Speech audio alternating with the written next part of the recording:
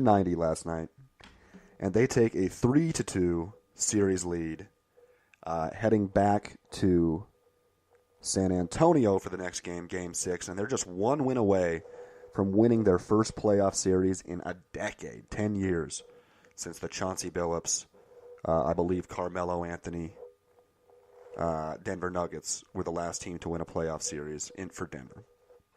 That is back-to-back relatively dominant victories in this series for the Nuggets after the first 3 games where they got dominated, even though they won one of them.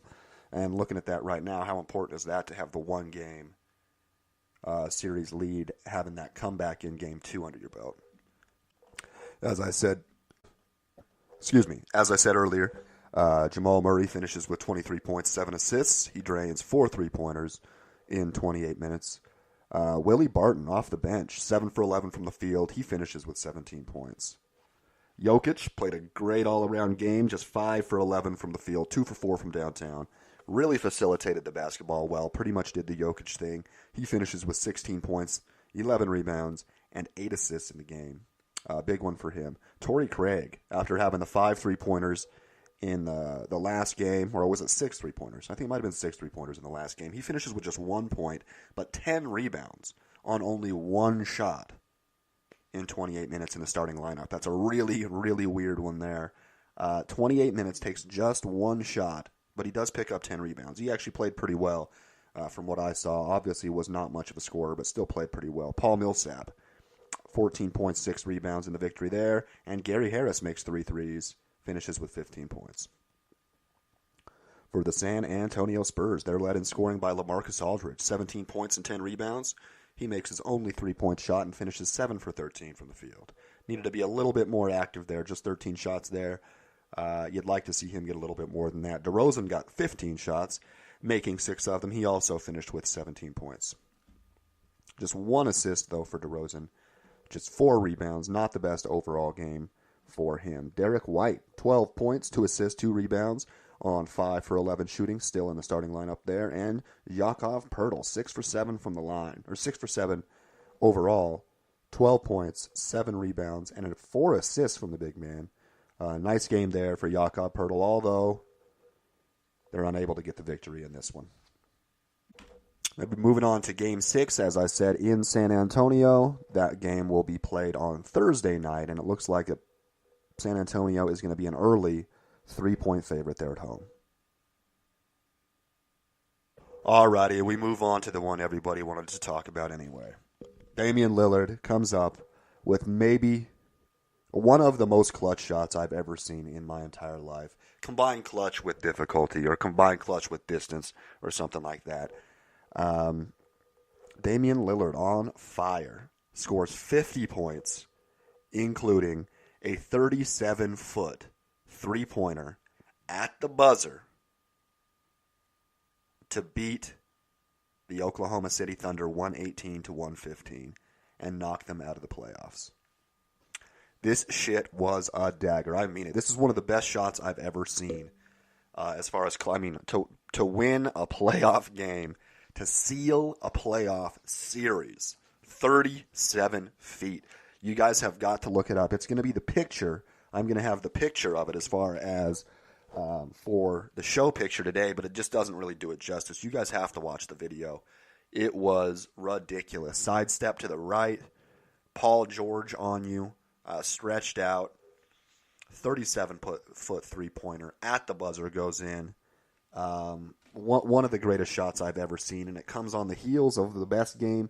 He had already been the best player in the playoffs so far, and then this game was actually the best game played by any player in the playoffs, finishing with 50 points in this one. This was an excellent game to watch. OKC actually led for a good majority of the game, including in the fourth quarter, by I think like 9 or 10 actually, and then Portland ended up coming back for the victory. Damian Lillard, 10 for 18 from downtown, 50 points, 7 rebounds, 6 assists. Huge game for him overall. He just took a step up. I think at this point you'd have to say there's no way that he's not better than Russell Westbrook. If you would ask me this 2 weeks ago, I would have said Russell Westbrook is probably still better than Damian Lillard. At this point, there's no possible way anybody can think that. You might even say, I think that we're going to see or hear today on ESPN, Fox News, Colin Cowherd, shit like that. We're going to hear people talking. Some people are going to say that they think Damian Lillard is better than Curry, or maybe even better than Harden. I doubt that, but I think we're going to hear people say that he's better than Steph Curry. I don't think he is either, but he's damn close. And with this 5-game performance here for Damian Lillard, it's tough to argue that he's not.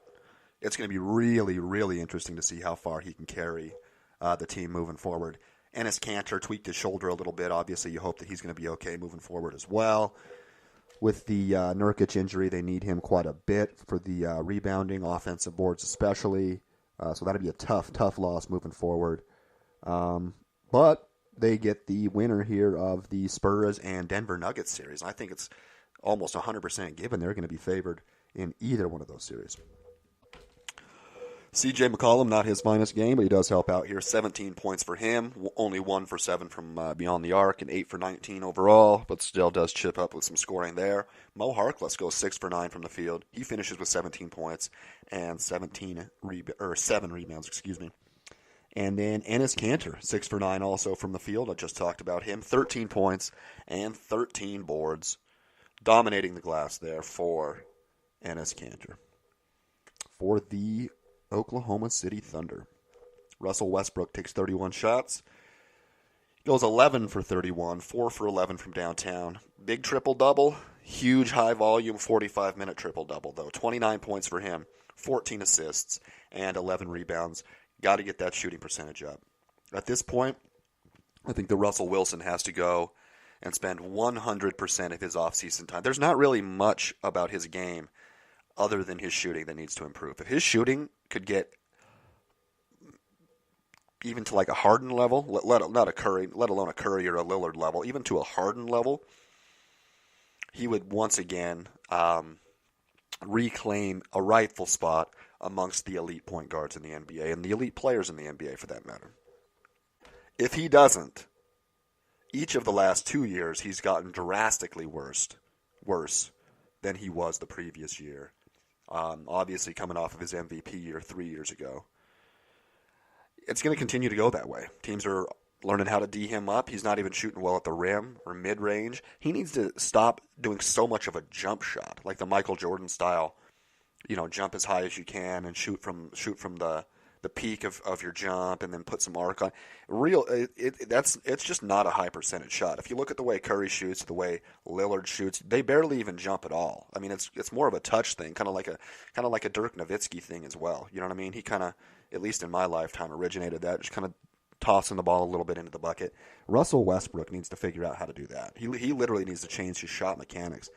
When he doesn't have time to think about it, he actually shoots pretty well. I saw he made a step back corner three last night that looked pretty damn good. Even coming out of his hands, it looked like it was good. It looked kind of almost Klay Thompson-ish, like a faster version of a Klay Thompson shot. And it looked good, coming out of his hands. And like I said, it did go in. Other than that, the majority of his shots look like shit. I mean, just his mechanics alone, they look like some 1980s shit, or like some early Michael Jordan shit. He's going to have to change that. Otherwise, this contract is going to be a problem and a hindrance for the Oklahoma City Thunder moving forward. They have Paul George, but if Russell Westbrook is not going to be 1A or 1B, and he's going to actually have to downgrade to maybe a 2 or something like that, it's going to be really, really tough to see them doing much of anything in the Russell Westbrook tenure. Speaking of Paul George, 36 points on the night, 9 rebounds, 14 for 20 shooting. He has a huge first quarter. Scores 17 in the first quarter on like 7 for 8 shooting or 8 for 9 shooting. And 3 for 8 overall. Big game for Paul George. Unfortunately for him, he let the game-winning shot go over his head, but it was from 37 feet. So there's not a whole lot of negativity that can be said about that. Dennis Schroeder off the bench played really well. Actually played better than Russell Westbrook did at the point guard position. 17 points in 33 minutes for him. 7 for 10 shooting. 2 for 3 from downtown. This is it. It's the end of the season for the Oklahoma City Thunder. Already have basically the highest salary cap in the league. Already into the luxury tax further than I think any team in the league. I actually did just read that Enes Kanter actually separated his shoulder in that game, got an injection at halftime, and was able to grit it out and play. You got to think getting out of the series as quick as possible is going to be beneficial to the Portland Trail Blazers as they wait for the winner of the Spurs and Nuggets series there, which is going to go at least 6 games. Not sure what to think moving forward for Enes Kanter, but if he was able to play in that game, you got to think that he'll be able to play. Probably not be 100% healthy, of course, but he'll be able to play, you'd have to think, in the second round series as well. A little bit of rest is going to be good for that shoulder for Enes Kanter. The only real bad thing about the rest is the momentum that they've been playing with is so extreme. More so than any team, more so than any team in the playoffs so far, honestly, I think. They've just looked so good that it is kind of tough to have to kind of regroup and take everything and start everything new again. But right now, Portland looks awesome. Like I said, I think that they'll be favored in a matchup over either Denver, who would be the 2 seed, or San Antonio, the 7 seed. And Damian Lillard made a serious fan in myself. I am seriously looking forward to see what goes on moving forward. All right. Let's move on. That's enough from yesterday. Let's move to the games today. There's going to be 2 games in the league tonight. A TNT doubleheader once again. You got to love the TNT coverage. The first one in Houston. Game 5, obviously, Houston Rockets up 3-1 right now. Utah with a good come-from-behind victory in Game 4. Donovan Mitchell with a massive 17-point, or was it 19? 19-point fourth quarter for Donovan Mitchell to get that victory. Huge game. A lot of energy expended for the Utah Jazz to get that win. I don't know how much more they're going to have going down to Houston right now, where you can get tickets for as low as $36. Jesus. I would definitely pay $36. It's going to be a sick game. It's going to be a sick game. Each team fully healthy. Good news there. And basically, we're probably going to be whoever team plays better defense is going to win this game. All 4 of the first games have been won by the better defensive team. I believe only one time did both teams reach 100 points, and I think it was just 101 in a Houston victory in that one. Other than that, the losing team has been held under 100 points every time. We're going to see how it shapes up tonight at 6 o'clock on TNT. Houston is going to be an 8.5-point favorite, and ESPN's BPI is going to give them a 67% chance to win. I definitely like Houston here. I even put a little bit of money down on the money line, which is not usually the smartest idea. It was like a 4-1, but honestly, I really like Houston in this game. I would be pretty fucking surprised if Utah was able to pull this one off. Mainly just because of how much energy was required for them to pull off that last win in that last fourth quarter there. It kind of reminded me of the Clippers and the Warriors game, and then the Warriors came out and just blew the door off the fucking Clippers in the next game there, Game 3. The Clippers didn't even look like the same team at all. Kevin Durant went off. I kind of see that as a similar thing to what's going to go on in this one tonight. I think Houston comes out. I don't know if they win by 9 points or whatever, but I'm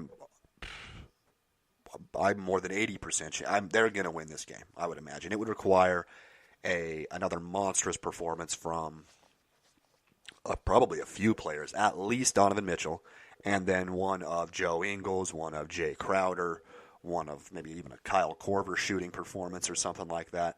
I really like Houston in this one. And we move to the second game of the night.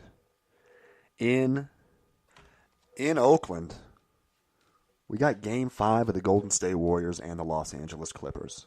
Again,